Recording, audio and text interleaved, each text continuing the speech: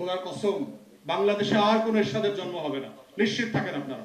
আপনারা আমাদেরকে তাল গাছ দেখাবেন আর ওই তাল গাছ আমরা নারিকেল মনে করে খাবো, ওই দিন এখন আর নাই বাংলাদেশে। তারা গত 16 বছরের গুম খুন গণহত্যার সাথে অ্যাজ ইনস্টিটিউশনস ইনভলভ, আপনারা কোনো না কোনো ভাবে এটার সাথে ইনভলভ করেছেন এবং এগুলো করবার ইতিহাস সারা পৃথিবীতে আছে।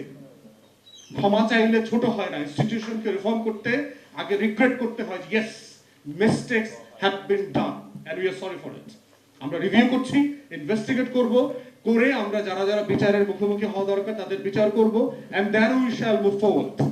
সেই জিনিসটা আমরা এখনো তাদের ভিতর থেকে দেখতে পাচ্ছি না, বরং আমরা দেখতে পাচ্ছি গুম খুনের সময় যে সকল অফিসাররা জড়িত ছিল তাদেরকে নিয়ে পিং পং করা হচ্ছে। চিটাগং থেকে সিলেট, সিলেট থেকে যশোর, যশোর থেকে ঢাকা, ঢাকা থেকে জামালপুর, গাজীপুর থেকে টাঙ্গাইল, এইসব নাটক করা হচ্ছে এবং অনেককে পালাতে পর্যন্ত সাহায্য করেছে আমাদের আর্ম ফোর্সেস। সিনিয়র ক্রিমিনাল অফিসারদেরকে তারা পালাইতে পর্যন্ত সাহায্য করেছে। তাহলে তাদের নিজেদের ভিতরে এখন পর্যন্ত ওই আওয়ামী লীগের মতোই ন্যূনতম কোনো সেন্স অফ রিগ্রেট নাই তাদের মধ্যে যে আমাদের ক্ষমা চাওয়া উচিত, দেশে পরিবর্তন হয়ে গেছে। এবং আমরা বোধ করছি যে যদি আমাদের দিল্লির দাস দাসীরা মনে করে থাকে এখানে এরশাদের মতো আবার কোনো গোলাম তৈরি করবে, তাদেরকে আমরা এখনই হুঁশিয়ার করে দিচ্ছি। খোদার কসম বাংলাদেশে আর কোনো এরশাদের জন্ম হবে না, নিশ্চিত থাকেন আপনারা। কোনো এরশাদের জন্ম হবে না, কোনো এরশাদকে আমরা মেনে নিব না এই জমিনে। যারা গণ অভ্যুত্থান ঘটিয়েছে, এপিসির সামনে বুক পেতে দিয়ে লড়াই করেছে, এরকম কোটি কোটি মুগ্ধ ওয়াসিমরা রাস্তায় দেখবেন আবার ফিরে আসছে।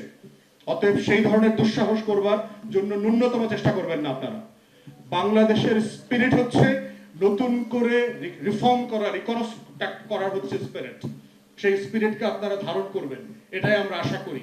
কারণ দিন শেষে আপনার মজুরি গরিবের টাকায়, আমাদের ট্যাক্স পেয়ারদের টাকায় আসে।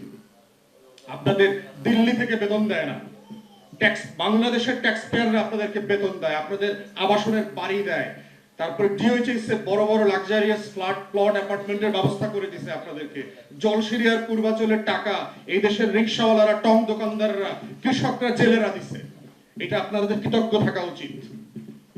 অতএব সেই জায়গাতে আজকে পেপারে যে প্রেজেন্টেশন আসছে, রিকমেন্ডেশন আসছে, আই ফুলি সাপোর্ট ইট। আমার দল এবি পার্টির পক্ষ থেকে আমরা রিপিটেডলি এই জায়গা থেকে আপনাদের পাশে দাঁড়িয়েছি। আমরা বারবার দাবি করেছি, ব্রিফিং করেছি আপনাদের পক্ষ হয়ে, প্রেসে কথা বলেছি এবং কন্টিনিউ বলে যাব। এবং আমরা বারবার বলেছি যে সরকার যে কমিটি করতে হবে এটা অ্যাবসলিউটলি সিভিলিয়ান লেড কমিটি হতে হবে। কোনো military arm forces led committee আমরা অ্যাকসেপ্ট করব না, কারণ এর ভিতরকার পলিটিক্স আমরা জানি। আপনারা আমাদেরকে তাল গাছ দেখাবেন আর ওই তাল গাছ আমরা নারিকেল মনে করে খাবো, ওই দিন এখন আর নাই বাংলাদেশে।